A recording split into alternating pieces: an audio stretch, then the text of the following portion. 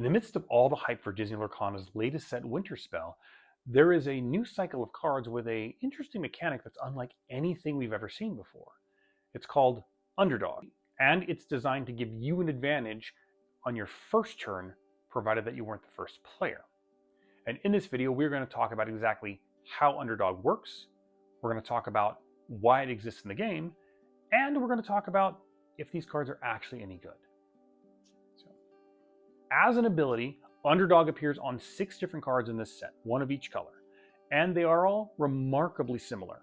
They're all uncommon characters, they're all inkable, they all cost 2, and they all have the same wording to their Underdog ability. If this is your first turn and you're not the first player, you pay 1 ink less to play this character, which means you can get a slightly more powerful card on turn 1, with the disadvantage that anytime after that, you don't get to play them for that discount.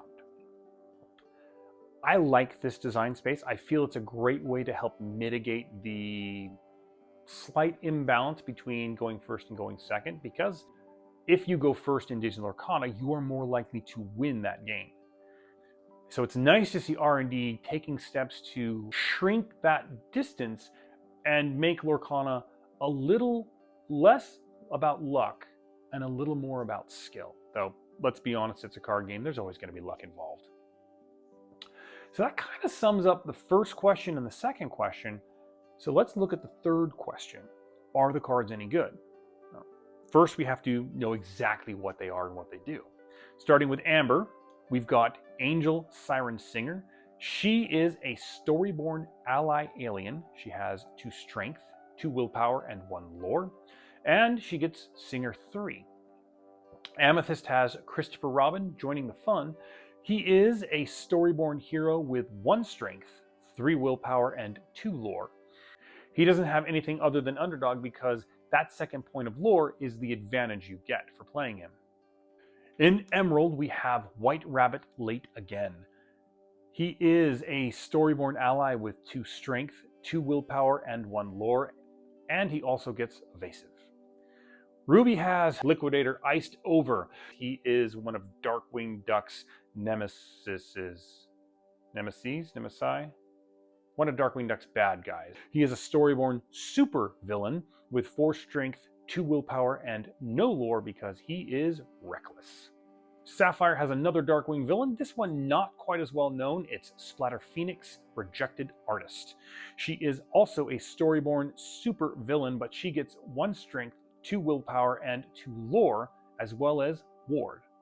The last one in the cycle is Judy Hopps, Snowball Patrol. She is a Storyborn hero detective with 2 strength, 2 willpower, and 1 lore, as well as resist +1. Now that we've seen the cards, we can answer the question, are they any good? Well, I think some of them are decent, but I actually wouldn't run any of these in a constructed deck. And the reason why is statistics. Now, if you assume a 60-card deck, and in that deck you have 4 copies of your Underdog, the chances of you starting the game with 1 in hand is only about 2 out of 5. If you're running full sets of each Underdog for both of your colors, that chance goes up to 2 out of 3, but you still have to understand that only matters half the time because Underdog cares about your first turn if you're not the first player. And with that in mind, I don't look at these cards as, what do I get if I can play them on turn 1? I'm looking at them more from the perspective of, do I want to pay 2 ink for this ability, which is what's going to happen most of the time. Looking at it from that perspective, I think there's 4 of these that just aren't good at all. And I'm going to take these in no particular order. I don't think one is worse than the other. I think they're all just bad. So we'll start with Liquidator, because as I said, I'm a huge fan of Darkwing Duck and I find this absolutely unfortunate. For me, he really loses points because he is reckless, which is a keyword I try to avoid. But also, if you look at him and Gaston Arrogant Hunter, these cards are virtually identical. The only difference is Liquidator, in addition to having Underdog, has the super classification. Now, Gaston is a card that has never rotated out of Core Constructed. He was printed in the first chapter. He was reprinted in Fabled. And I have never seen a deck with Gaston, so I don't think Liquidator is any better. Now moving on to Angel, and I'm sure I'll get some heat for this because Angel is a very popular character. Her Singer ability actually gives us a pretty good baseline because we have seen a 1-cost Singer before. It was Cinderella Ballroom Sensation. And Cinderella was fantastic. Coming down turn 1, being able to sing something right off the bat, great. And Angel would be in that same category if she could reliably and repeatedly be played for 1 ink. But because she's usually going to cost you 2, she's more in line with the Vanessa version of Ursula. And there's some differences here. Vanessa only has 1 strength, but she does get 4 willpower, and she's Singer 4. If you're gonna run Angel in a deck, you may as well just run Ursula instead. Next up, let's look at Judy Hopps. This is a character of very modest stats. She's a 2/2/1 body and resist +1. Within that ballpark, there's 3 cards we can really compare her to. There's Calhoun Marine Sergeant and Nala Undaunted Lioness. They both have that same resist +1, but they're uninkable, having traded that for better stats and better abilities. We can kind of move those to the side and look at Mr. Arrow, Legacy's First Mate, which I think is a much closer comparison. He's traded 1 point of strength, so he's only got the 1 strength to Judy's 2, but he also gets an extra point of lore for that. And just like we saw with Angel, I think in any situation where you're going to play Judy, you might as well just play Mr. Arrow instead. Now the 4th one I don't think is any good at all is White Rabbit. That's because in Emerald for 2 ink, you can get the nearly identical Tipo Junior Chipmunk. The only thing he's missing is Underdog, or you can get Gogo Tamago Darting Dynamo. This is a card that actually sees play in tournaments, and that's because her secondary ability, instead of having Underdog, you can pay an additional 2 ink to gain lore equal to the damage on one of your opponent's characters. So, I mean, yeah, you're paying 4 ink to play her and activate this ability, but in the late stages of the game, that can be a huge lore swing, and she's just better. So those are the 4 that I think just aren't good at all, which leaves us with 2 that maybe they'll see play, maybe. I think the lesser of them is Christopher Robin.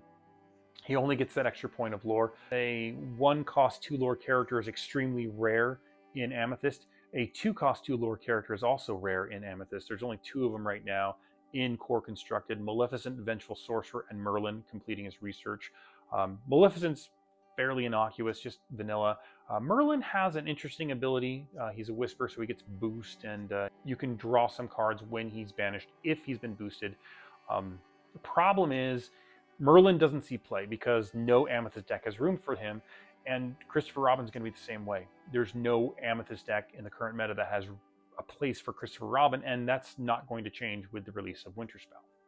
That just leaves us with Splatter Phoenix, and I hate to be a buzzkill, but I still don't think her Ward and 2 lore are enough to make the cut into any deck.